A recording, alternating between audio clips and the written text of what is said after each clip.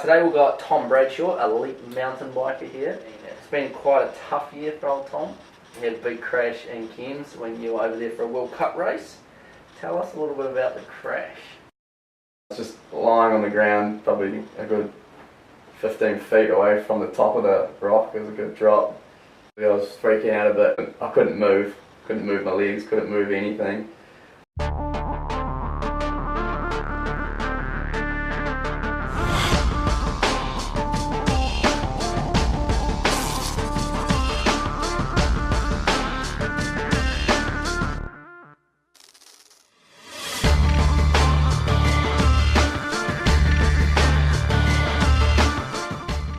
So today we've got Tom Bradshaw, elite mountain biker here.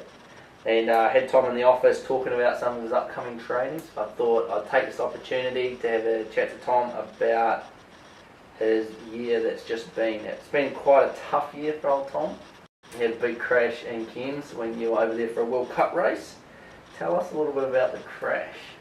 Yeah, we were over racing World Cup in Cairns at the end of April. First World Cup of the year.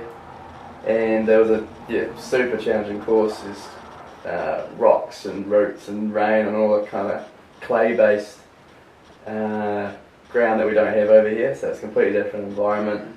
But yeah, had a bit of a tumble down a section called Jacob's Ladder, which is essentially it was a good half-metre drop into a steep rock garden, and I kind of went head over heels down the whole thing and landed awkwardly and didn't come out on top. And what did you end up breaking? Because the list is quite long, I can never remember all the things.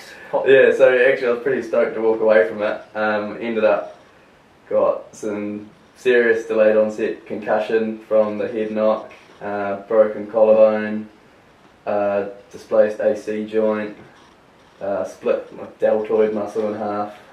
And then shattered the proximal end of my radius into the wrist joint.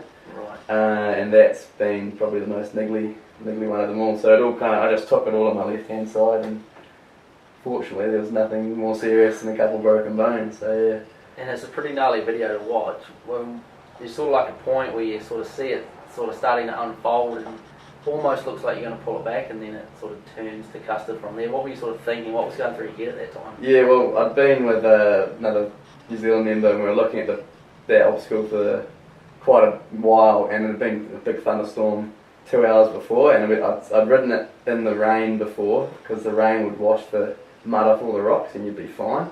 But we ran it 2 hours after it had been raining, so the mud had just stuck on the rocks. So I kind of looked at the lines we're going to take off the rock, and yeah, to be honest, once I had my bike lined up in position, it just went so fast. Can't even remember what happened.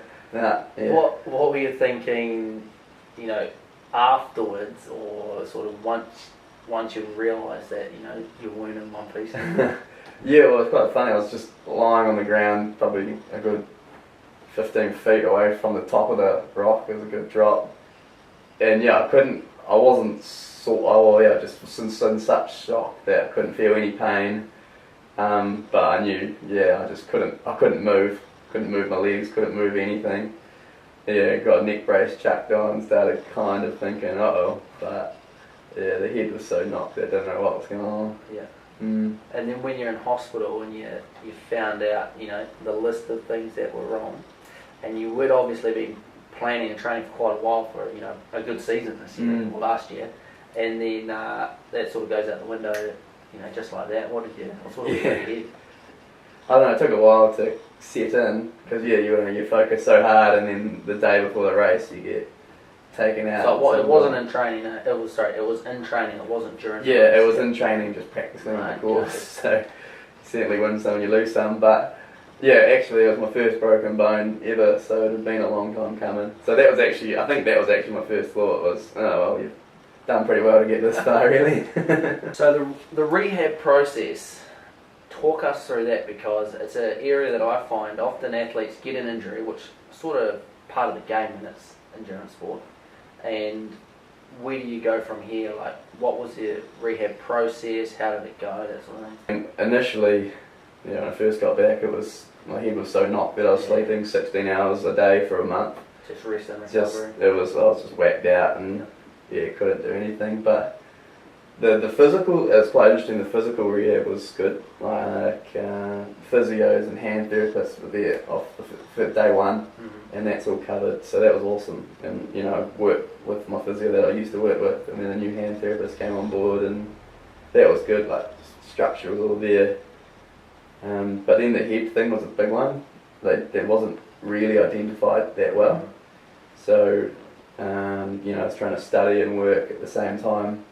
So the injury happened halfway through the university semester, and I didn't even go to uni for the second half of the semester. So I tried to, but you'd be sitting in the lecture reading the same line 7 times over and still not being able to even make sense of it. So that was probably the hardest part of the rehab, is the whole head dilemma. So once you got that initial healing process out of the way, and you were sort of thinking about physical rehab in the gym, rehab is extremely dry, sort of a topic. Yeah. And in my experience, athletes don't like doing it, but sort of a catch-22. If you don't do it, then you're not going to get back to where you were. So can you talk about sort of how you tackled the process, how you kept the sort of gym training or the rehab process interesting, or what you focused on? No, I think I was quite lucky in that studying PE and sports science kind of gives you the knowledge and why I do the exercises and how they make you better. So that understanding was a huge kind of motivation, because I knew that the longer you leave it, the worse it'll get, and then the longer and harder it is to get all that strength and gains back. So I had fun with my physio. He's he kind of one of those guys who just gets it. He can put himself in my shoes, and we kind of just tried a lot of different things, kept it varied, and made sure there was just lots of little steps to start with. And once you were able to get back on the bike, how did you sort of work that? Or getting on the bike was probably the hardest part, because it took so long, because I knew my legs and essentially whole body apart from one arm was good to go. But the first couple of weeks back, so hard, because she's just so far from where you want to be, pretty much. She's just buggered, and it took so long to even start feeling okay on the bike again. So that was definitely the toughest part. I know you're a man. You love the indoor training, and I know we got you on the wind trainer, but keep the fitness there. How did you manage that? Or a lot of people struggle with the indoor training. It's a mind-numbing thing. How did you go with it? It's a good old sweat sessions, but again, it's a variation. Like it's the different sessions that we were doing. They're not the repetitive. All the stuff you see on the TV. It's all crap. So no, it was good. Variation in it, and short, sharp hit outs, and it was good. Just getting into it. And we sort of had your major surgery, then you sort of got over that initially.